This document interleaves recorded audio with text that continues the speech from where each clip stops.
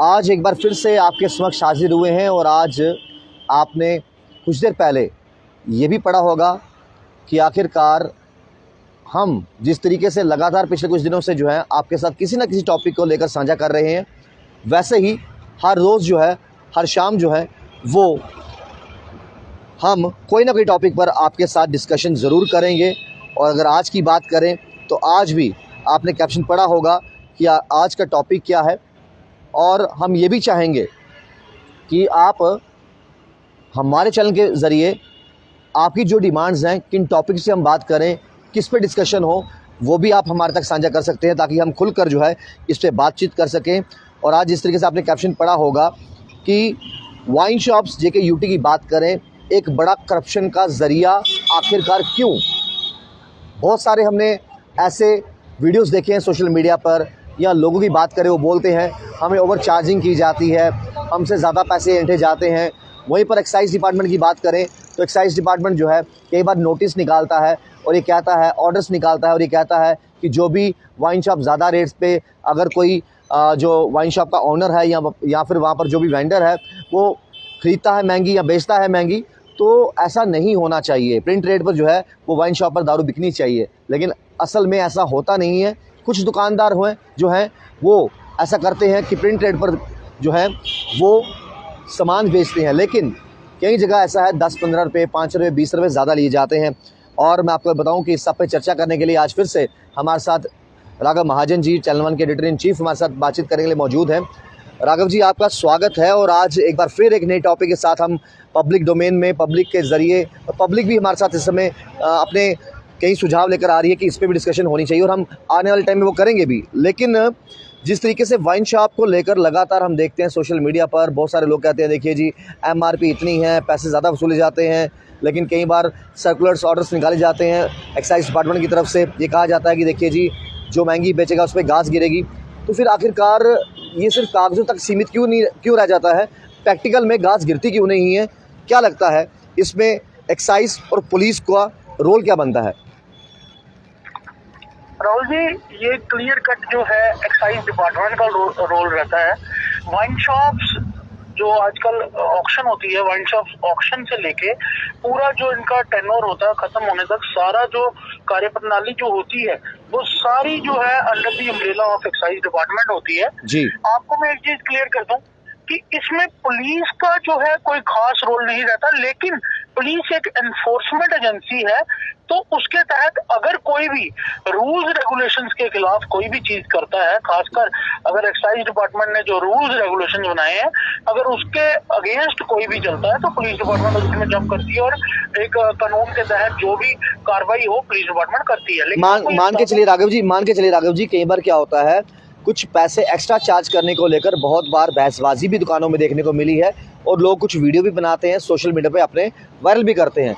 लेकिन अगर कोई चीज़ 150 रुपये की है एमआरपी के हिसाब से, उसको 160 या 170 में बेचा जाता है, तो क्या ये जो 20 रुपये एक्स्ट्रा लिए जाते हैं उसको लेकर तो एक हक बनता है ना आम नागरिक का कि पुलिस के पास जाए और बोले देखिए जी ये एक्स्ट्रा लगा रहे हैं। तो क्या पुलिस जो फ्रंट में पहला एक्शन बनता है क्या वो ले पाएगी, या फिर उस व्यक्ति को सीधा एक्साइज कमिश्नर को उनकी वेबसाइट्स पे मेल करनी पड़ेगी या फिर कंप्लेंट दायर करनी पड़ेगी? राहुल जी, फर्स्टली जब कोई ऐसी कंप्लेंट पुलिस के पास आए, पुलिस को उसका कॉग्निजेंस लेना, पुलिस उसमें कॉग्निजेंस लेगी, लेकिन पार्टी उसमें एक्साइज को जरूर रखेगी, क्योंकि जो वाइन शॉप वाला ऐसा काम कर रहा है ही इज द कल्प्रेट। और आपको एक चीज बता दूं मैं आपको राहुल जी, जो ये ओवर चार्जिंग का मसला है, ये जम्मू कश्मीर यूटी में, पूरी यूटी में जो है हर एक वाइन शॉप पे ऐसा चल रहा है। आपको मैं बता दूं कि जम्मू प्रोविंस में जो हमारी टीम और हमारे सोर्सेज जो विजिट की, किसी भी टॉपिक करने से पहले हम अपने सोर्सेज की विजिट करवाते हैं, उसकी ग्राउंड रियलिटी देखते हैं। तो जो हमारे सोर्सेज ने विजिट की, जो जम्मू प्रोविंस की बात अगर हम करें तो जम्मू प्रोविंस में ये चीज जरूर ओवर चार्जिंग तो है। ओवर चार्जिंग 1 रुपया भी क्राइम है, ओवर चार्जिंग 100 रुपया भी क्राइम है, ओवर चार्जिंग जरूर है। लेकिन आपको मैं बता दूं जम्मू प्रोविंस में ओवर चार्जिंग जो है बड़ी लिमिटेड है। जैसे 160 की चीज 170 में देंगे, 480 की चीज 490 में देंगे, 290 की चीज 300 की देंगे। लेकिन कश्मीर प्रोविंस में राहुल जी इसका आप अंदाजा ही नहीं लगा सकते कि ओवर चार्जिंग जो है किस परसेंटेज पर हो रही है। पर बोतल जो है, पर पीस जो है पर SKU जो है वो 100 रुपए से ऊपर की ओवर चार्जिंग हो रही है। राहुल जी, अगर हम इसको 5 रुपए के ऊपर भी कैलकुलेशन करें जी। तो ये 5 रुपए की सिर्फ बात नहीं है।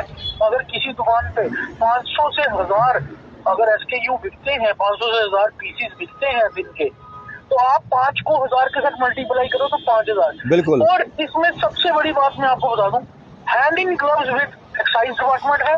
वाइन शॉप्स इस तरह से कोई भी ऐसे नहीं कर सकती, क्योंकि अगर आप रूल्स रेगुलेशंस के तहत जाओगे तो बहुत स्ट्रांग और बहुत स्ट्रिक्ट रूल्स रेगुलेशन है।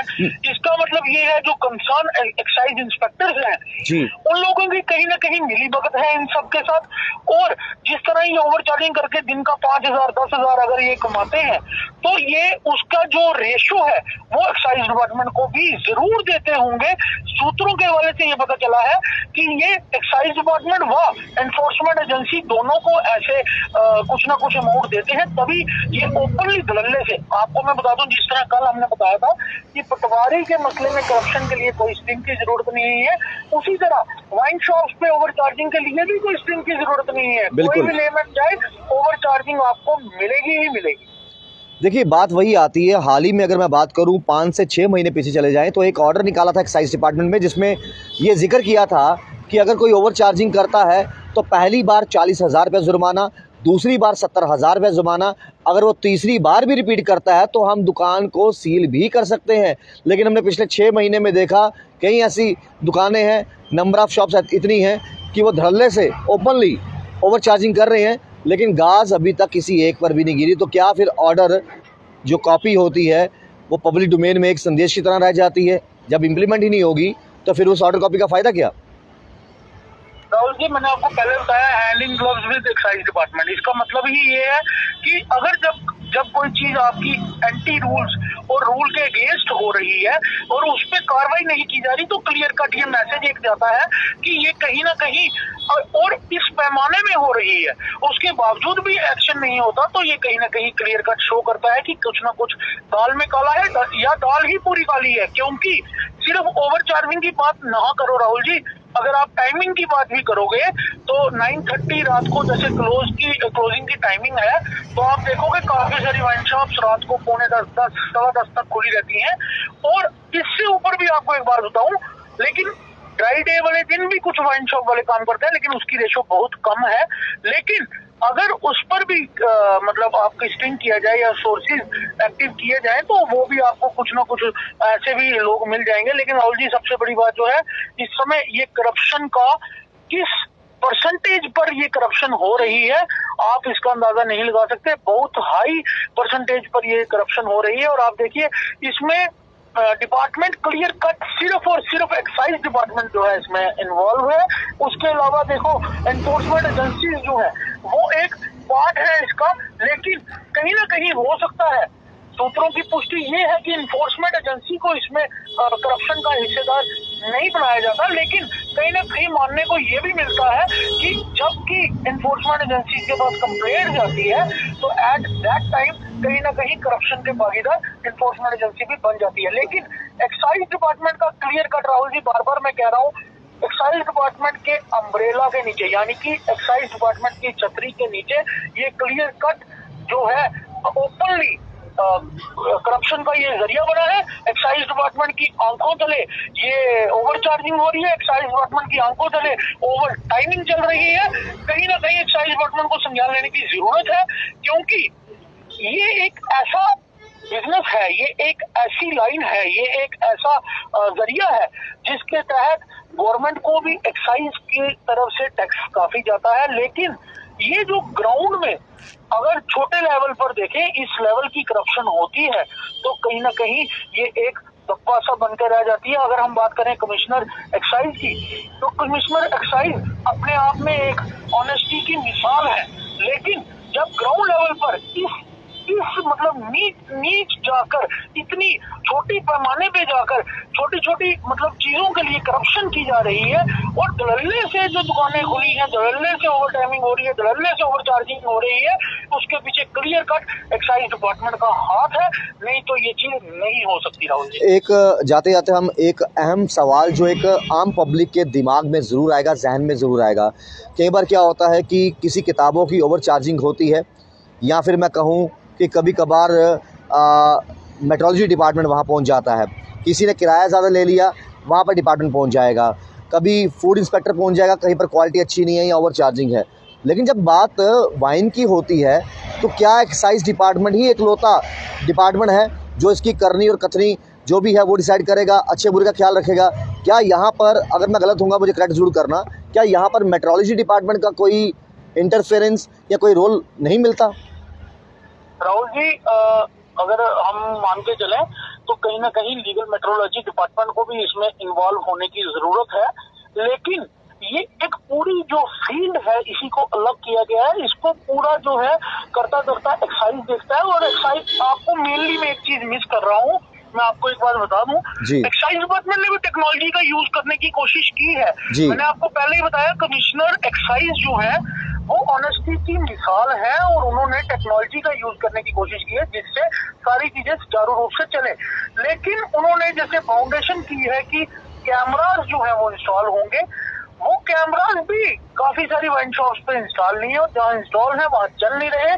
तो कहीं ना कहीं वो भी प्ली मिलती है। और एक्साइज डिपार्टमेंट के जो लोअर लेवल पे, मैंने आपको पहले भी बताया, इंस्पेक्टर लेवल पे या किसी भी लेवल पे जो है करप्शन का जो है एक माहौल बना हुआ है कि पैसे लेके या कुछ लेके जो भी करप्शन का मतलब एक माहौल बना है। करप्शन के मतलब अम्ब्रेला के नीचे जो है इसको मतलब इग्नोर किया जाता है इस तरह के रूल्स रेगुलेशन। क्या राघव जी इनकी जो वेबसाइट्स हैं, जो सोशल हैंडल्स हैं, जहाँ से भी एक्साइज डिपार्टमेंट जो है सोशली किसी भी साइट को यूज़ कर रहा है, तो क्या वहाँ पर कोई हेल्पलाइन नंबर, कोई कंप्लेंट दायर करने की याचिका कोई डालना चाहे तो क्या नहीं है? अगर हैं तो फिर क्या वहाँ पर कंप्लेनें सिर्फ डब्बे में बंद हो जाती हैं, किसी की सुनवाई होती है, क्या वापस रिवर्ट जवाब जाता है? राहुल जी, हमें सोर्सेज के मुताबिक ही पता चला था कि एक्साइज डिपार्टमेंट ने कुछ कंप्लेंट्स नंबर मतलब बताए हैं जिसमें एक्साइज इंस्पेक्टर्स के ही नंबर हैं। लेकिन वहीं दूसरी ओर कुछ लोगों का ये कहना है, हम इस चीज की पुष्टि नहीं करते हैं, लेकिन कुछ लोगों का ये भी कहना है कि जब कंप्लेंट करते हैं तो वो कहीं ना कहीं वो मसला हल करने के लिए या मतलब रूल्स रेगुलेशंस को फॉलो कराने के लिए काम नहीं आती।